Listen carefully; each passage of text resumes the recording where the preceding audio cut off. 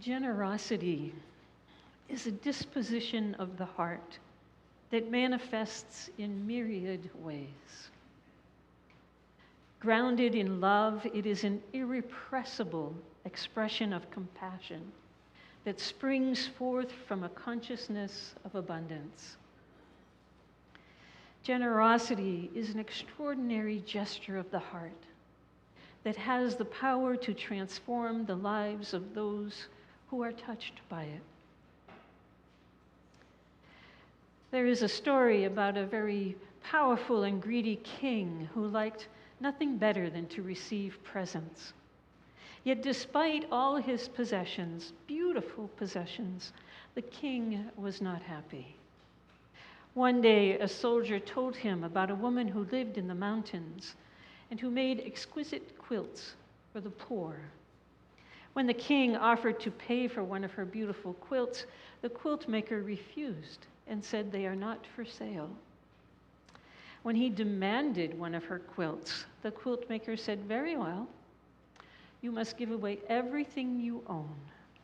Then I shall make you a quilt." Despite several attempts to coerce the quilt maker, she remained steadfast. So the king finally decides to give the least of his possessions, a single marble, to a small boy. The child's delight in receiving the marble encourages the king to give away more of his possessions. So he gave away his wardrobe to the villagers whose clothes were in tatters, and the villagers celebrated their good fortune with a parade. Mystified by the effects of his generosity on himself and on others, the king begins to realize his true power. With each item he gives away, he nurtures his ability to care for the well-being of others. It isn't until a child takes hold of his hand and pulls him into a dance, however, that the king experiences a deep sense of connection with the villagers and the warm embrace of community as we experience here. And it is this experience that liberates him from the bonds of consumerism and materialism and yields within him a true happiness that endures long after he has given away all of his possessions and receives the quilt maker's gift. Perhaps there is no greater gift on earth than this. In truth, we have everything we need when we have each other. Connections that honor the inherent worth of every living being ensure the well-being of a community. In essence, these connections create a form of social security through a currency of kindness and care, not unlike the interconnected web of which we are a part. Naomi King tells us, when we see our days replete with abundance, we are less afraid. And when we are less afraid, we connect more. And the more connections we see in our lives, the more abundance we notice. That is the beauty of living in a society that is not monetarily based. Many people who go on mission trips to developing countries often marvel at how people can be so happy when they have nothing more than the dirt beneath their feet. The dominant culture in which we live tells us we are not worthy unless we meet a particular standard of living. The media seduces us with the notion that true happiness lies in the possession of some material item. As young adults, my siblings and I often proclaimed to one another the rallying cry of consumerism: "She who dies with the most toys wins." Now that I'm in my 60s, I realize that she who dies with the most toys leaves the greatest burden to the people who succeed her. We didn't know that then.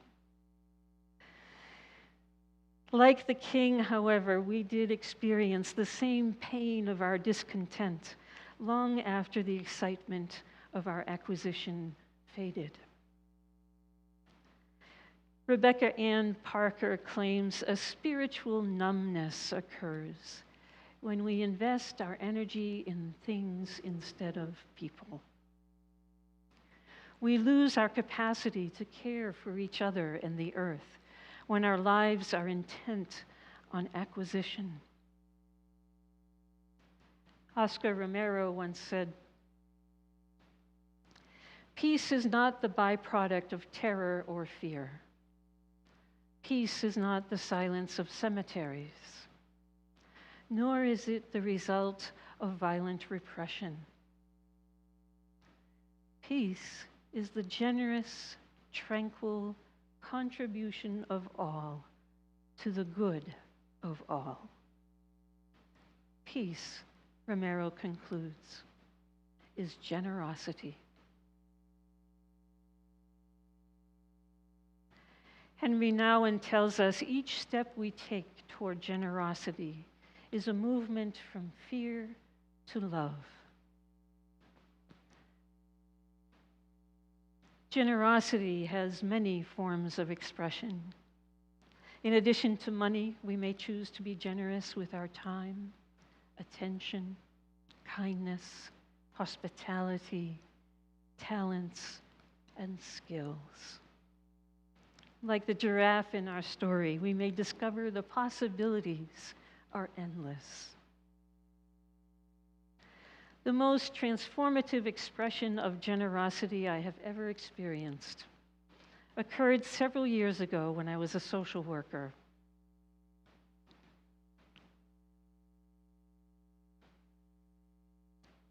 My partner and I had been called to attend a memorial service in support of a new co-worker who had just lost her best friend from a sudden, unexpected event. As we sat on either side of my co-worker, we learned the deceased was her dance movement instructor at the Kripalu Yoga Center in Massachusetts, and they later became best friends. Dance movement had been a life-changing experience for my coworker.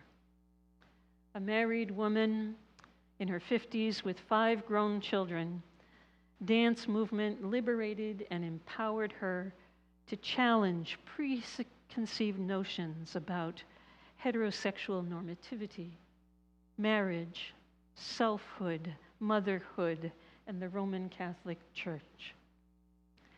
As she learned to express herself in new ways through dance, she slowly started to make changes in her life. She came out to herself as a lesbian, left her husband of 30 years, learned to manage her own finances, purchased and repaired her own car, and became a homeowner. This woman, who was by now a dance instructor herself, performed a lovely tribute to her friend at the end of the memorial service. After we took my coworker out to lunch, she invited us to her home, where she shared stories about their friendship, showed us pictures of her family, and talked about her decision to come out to her children. We listened, shared our own stories, and gave her Reiki. Just as we were about to leave, she invited us to play a game of Scrabble. Well, who can resist a game of Scrabble? Wanting to give back for what she had received, she scrounged around in the cupboards and squealed, really squealed with delight, when she came upon a nearly empty can of cashews and a half bottle of seltzer. My partner and I were both hungry by now and concerned we had suddenly become a burden to our bereft friend. But my coworker poured the remaining cashews into a small dish, placed them in the center of the table, and served each of us a small glass of seltzer with such joy, we were both stunned. I had never seen anyone serve leftovers with such delight and wonder. How could this possibly be enough to last the entire game of Scrabble? I can't explain what happened next. All I can say is those were the best darn cashews either of us had ever eaten, and we were no longer hungry at the end of the evening. After 2 games of Scrabble, there were 3 cashews left and a swallow of seltzer remaining in each glass. It was biblical, not unlike the loaves and fishes. On the drive home, I asked my partner if she had held back on the cashews because we both loved them. I mean, we could have inhaled what there was in total of the cashews. And she said in amazement, she says, "No, did you?" And my response was the same, followed by a solemn declaration in a dreamy, wishful voice. I want to live my life like that.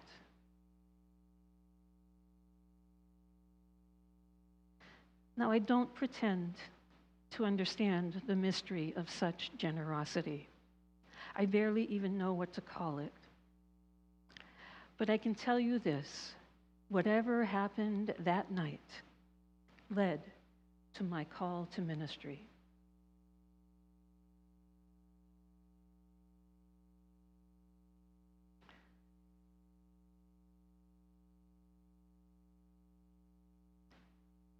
A more recent example of extraordinary generosity occurred nationally in 2018 at Standing Rock, North Dakota. Some of us may remember when the county sheriff's department asked taxpayers to donate supplies to the police officers protecting the Dakota Access Pipeline. The indigenous people who call themselves water protectors responded by providing the officers with everything that was requested. These items included thoughts and prayers for the police officers' safety, paper plates, plastic utensils, batteries, packaged food, energy drinks, milk, hand warmers, cold weather gear, and toiletry items. With their donations, they included the following message in a note.